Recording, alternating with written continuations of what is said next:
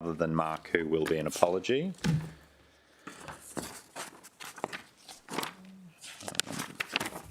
So we've got, does everybody have a copy of the supplementary agenda that arrived? Yep. So councillors, so I'll move an apology for Councillor Hamill, seconded Councillor Gates. All in favour? Thank you. Everybody else is here. Despite the excitement, we don't have any visitors. There's currently 4 starred items and 2 unstarred items. So would anybody like to unstar any items? What would you like to unstar, Councillor Gates? But I know there's one. It's only it doesn't need any change. It was 6.1. The forward planning, the community facility grants? Yeah. Yep. And it was, so am I asking my question? Yeah, let's ask a question Okay, and then we'll see where we go from there. I simply wanted to know, and it was just me being nosy really, what the various projects were. There's only one that describes what the project was. On page 23, the budget adjustments? Yeah, and I just thought, for interest's sake, that could be included into the future. And It is a solid question, and it's something that I actually spoke to Matt about immediately before the meeting, because it's meaningless unless we know what it is. Otherwise, why put it in? So I can speak to the one in Division 2, which is the 96,000, and that is the proposed third hall for the Helensvale Seniors. Right. Where I had allocated some local area works towards that project, and it was contingent upon the local state member for Theodore being able to come up with a state government grant, which he wasn't able to do because he hasn't formed government. So It was an election promise. It was an election commitment subject to Their winning government. him winning, and so we're currently $500,000 short of a project, and so it's not going to happen. Okay. So, and I don't know about the others. Yep. So project 32476, the first line item's the Ormo Pimpama Tennis Club. The project was delivered, they're just the surplus funds for the underspend. Line 2... Probably my dollar, that's why I was interested. So they're leftover funds after it has been delivered. So these are, apart from the 2 in Division 2, they're part of those projects that are being closed out to return funds for historical projects. Line 2 is the Coomera Hope Island Cricket Club. Line 3 is the Helensvale Senior Citizens Club Room. Yep. Line 4 is Braveheart Soundproofing. And line 5 is Broadbeach Bowls Club Lighting. Okay. The 3 out of the 5 are just project savings being returned back that require a council resolution. Thank you. Yeah. So, and I think that Bruce Flick was managing it, and so we'll tidy it up next time. Is that okay? Thank you, Chairman. I was just interested. Councillor Gates, having had your... happy to move it. So Councillor Gates is moving can we do the confirmation of minutes as part of that, or do we need to do that separately? Yeah, so Councillor Gates, the confirmation of the minutes, the forward planning schedule, the community facilities grants, additions and adjustments that we just chatted about, and the community grants report for NAIDOC and Seniors Month grant program. Move Councillor Gates, seconded Councillor Taylor. All in favour? Carried, thank you. So that leaves us with 2 more. 6.3 is the city contracting plan. Chairman, Amendment, January to March. Yes, Councillor Gates. just a question through you to Mr McCabe. There are no companies mentioned. I did have a quick scan of this, and that's deliberate, isn't it? Correct. So that That is correct. we're not So compromised. conflicts in of any way. interest shouldn't come into this. And it's all on open pages. And Yep. councillors, are there any questions in regards to any of the items identified? Councillor Pauline Young. And through the chair, and to whoever, so most of those starred ones are estimated contract value changes. Are they significant changes, or, and is it to do with supply and all that, or? Through you, Mr. Chair.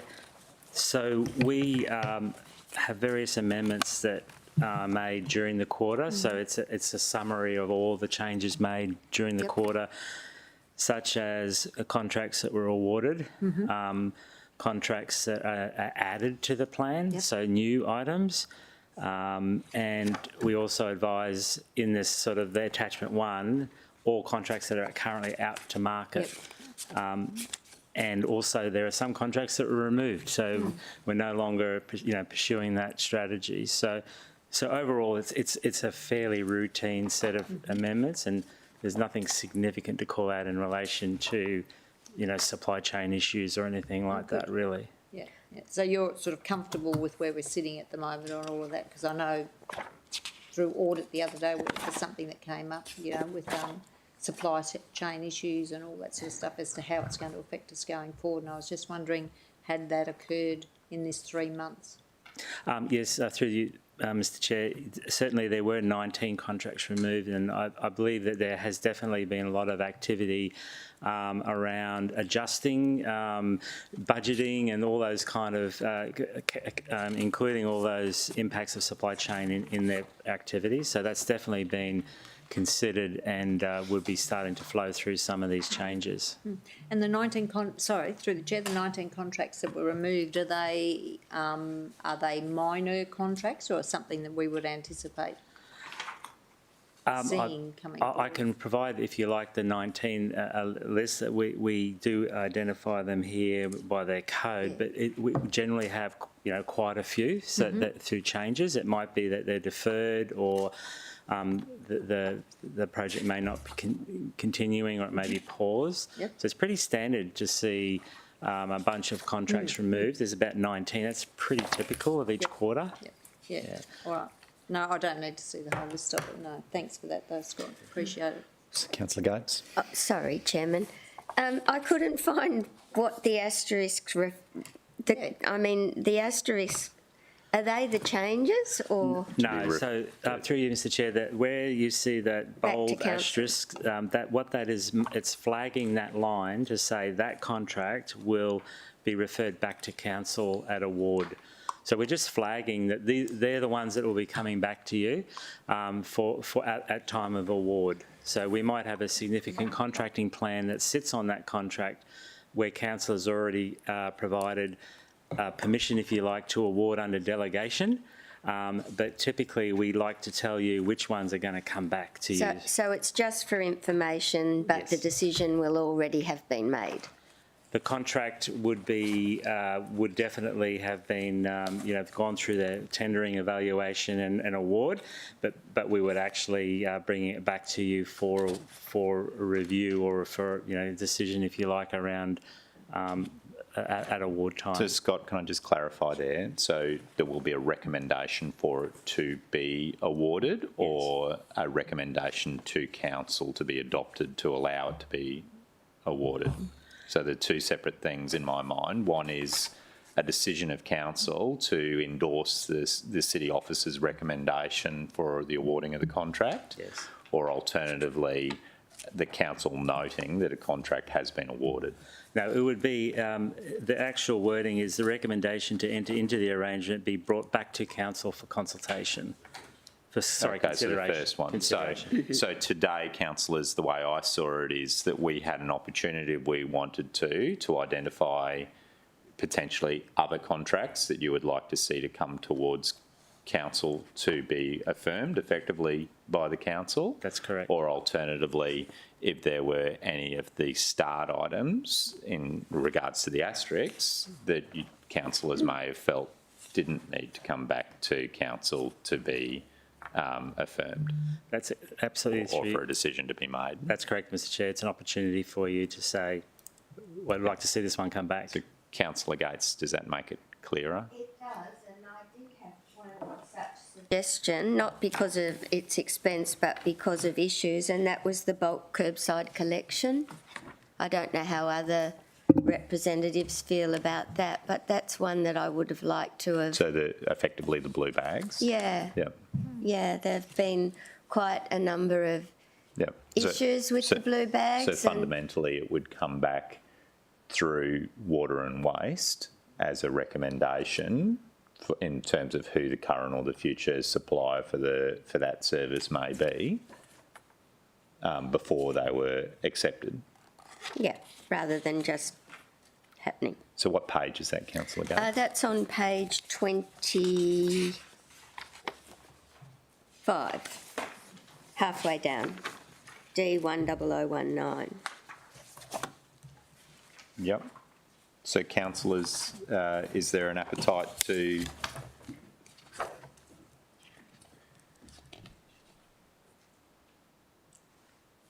so it's expected to go to the market in the second quarter of this coming financial year? Expected time to market Q2, that's correct.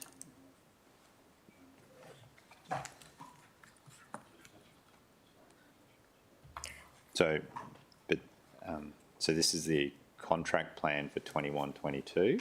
That's right. And we're currently in the third quarter of 21-22. So, I I've just- suppose I'm interested in knowing Yeah.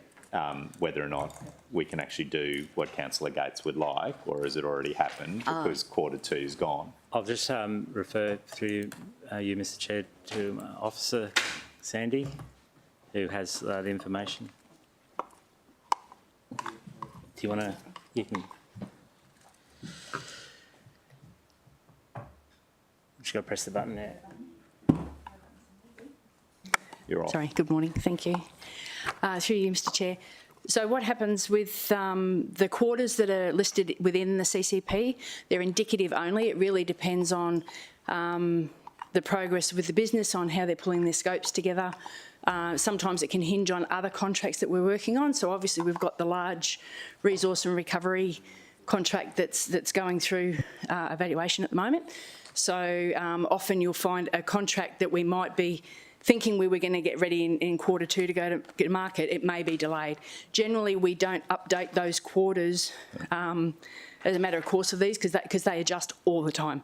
So generally, we don't tend to. So, however, if Councillor Gates would like to see a particular item come back, absolutely, we can flag it as that and have that amended, not a problem at all.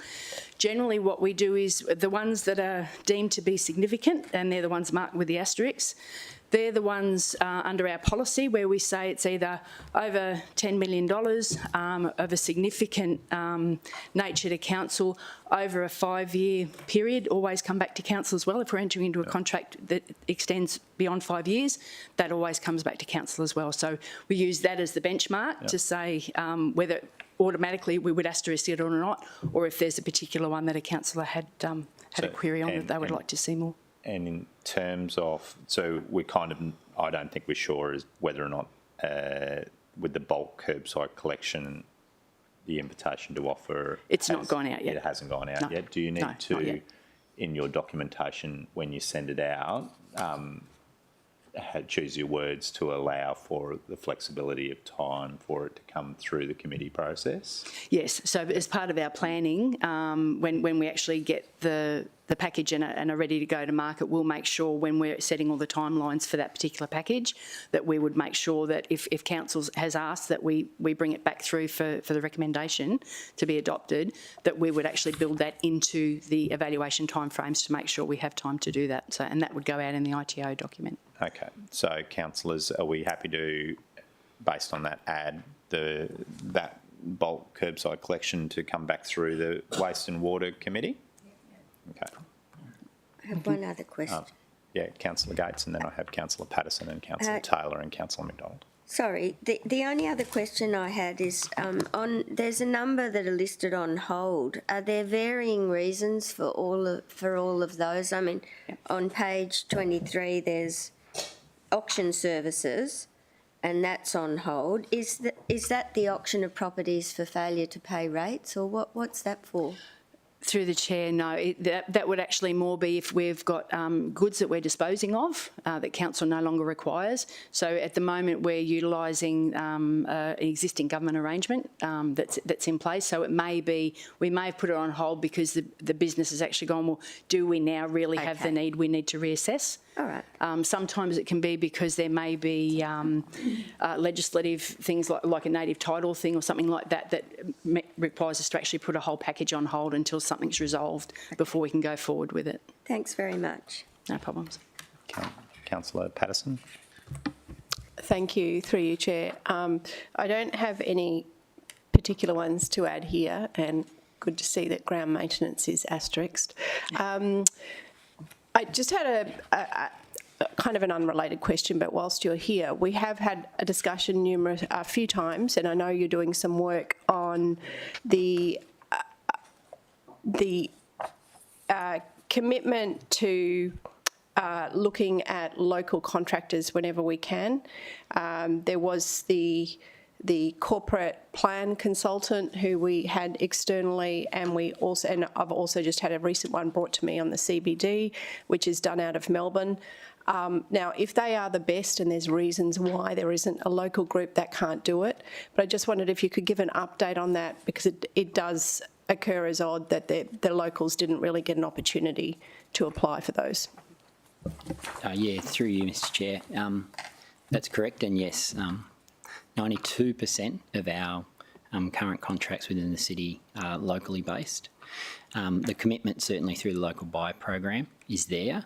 I think, and we've shared this, there probably needs to be a better education of onboarding local businesses as well, because there is our commitment when we do go out that is under a strict protocol, and sometimes those businesses that are local that can provide a service may not be reached out through that process.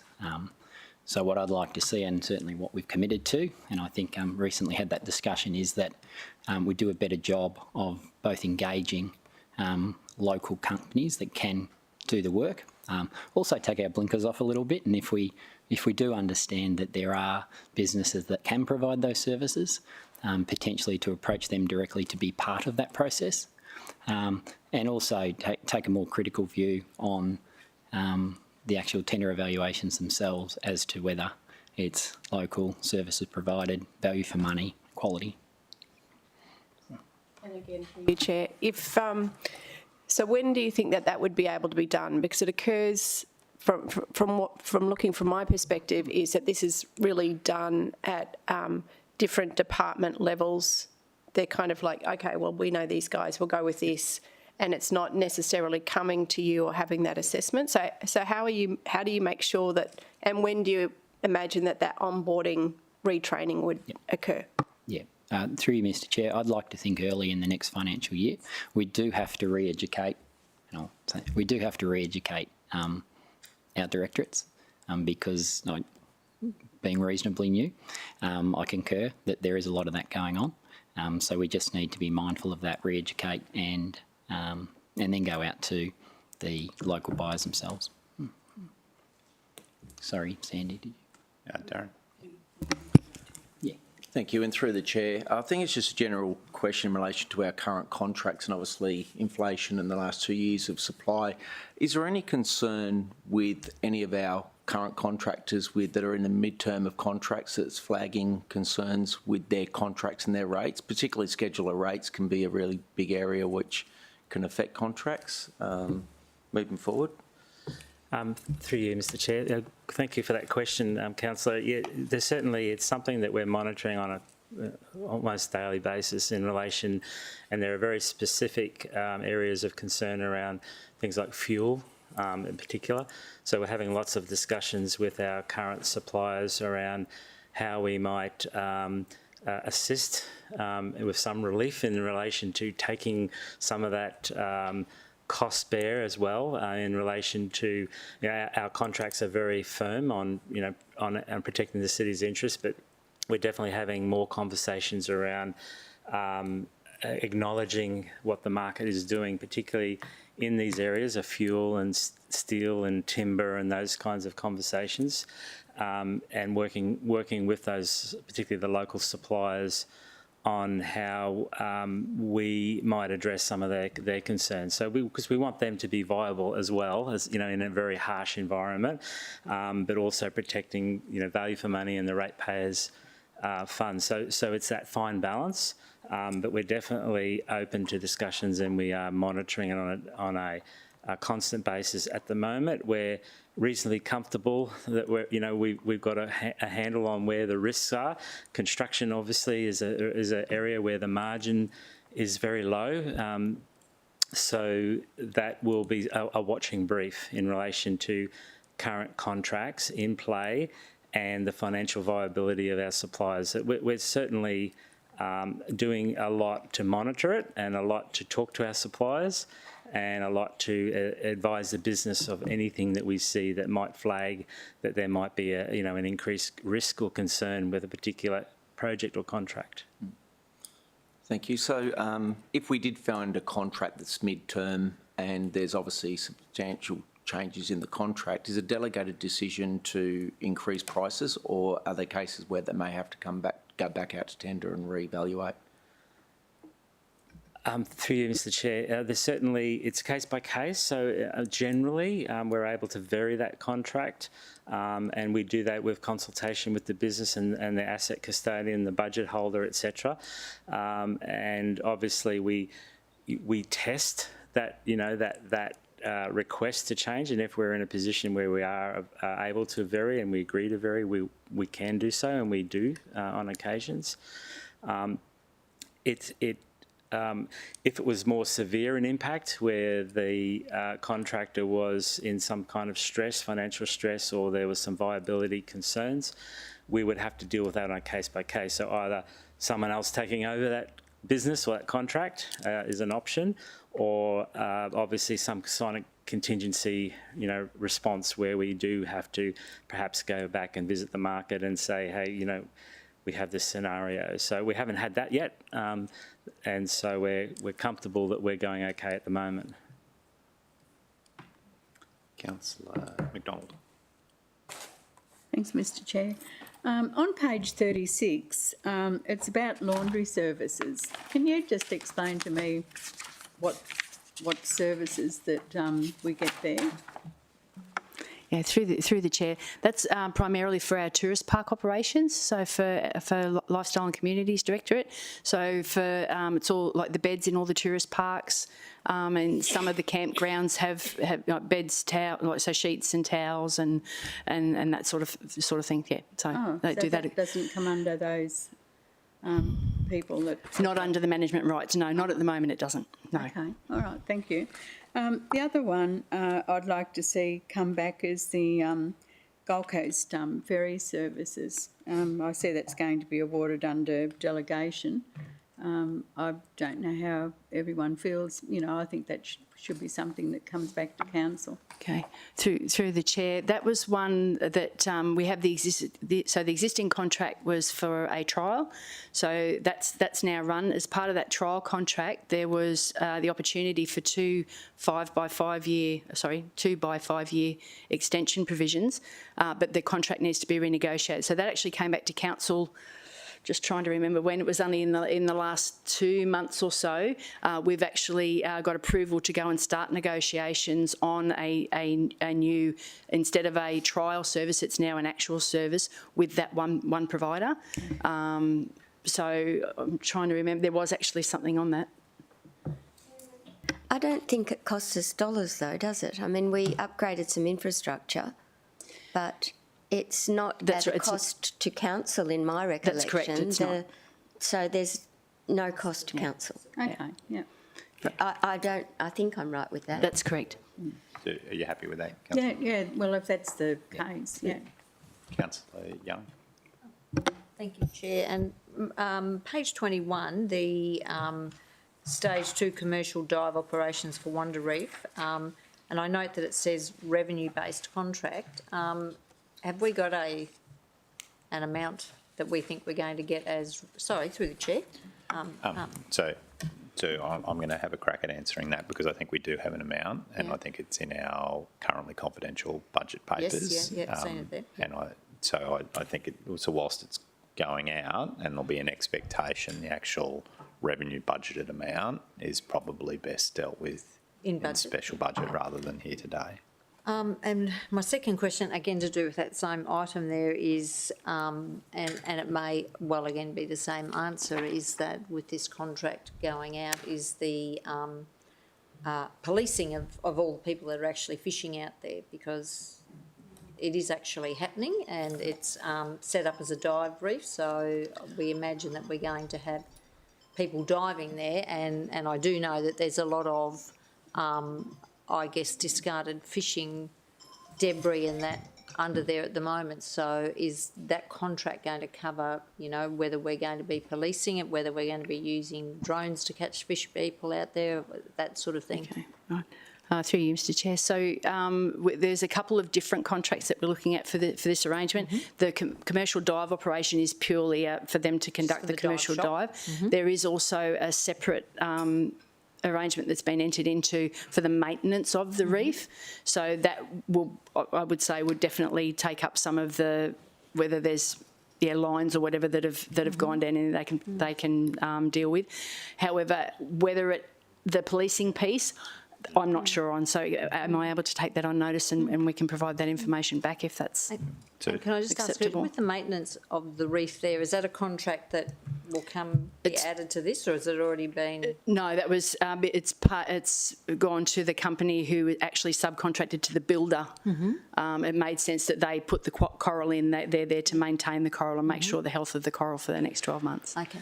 Yeah. So Joe's just mentioned there's some regulatory issues around that as well, and clearly it's been installed and we want it to be a success, but I think there's some ongoing surveillance and reporting that has to be done as part of that. So. And I'd be interested, you know, just because this is going to be, you know, like we're always talking about new product on the Gold Coast, and if this is going to be our newest tourism product, that we actually need not to have snags up front straight up. We sort of want it to be, if we're launching, to launch you know, with a very, thank you. Councillors, are there any other questions? Thank you. Would anybody like to move that one? Move Councillor Patterson, seconded Councillor Taylor. Anybody like to, Councillor Patterson, would you like to speak to it, or we're all good?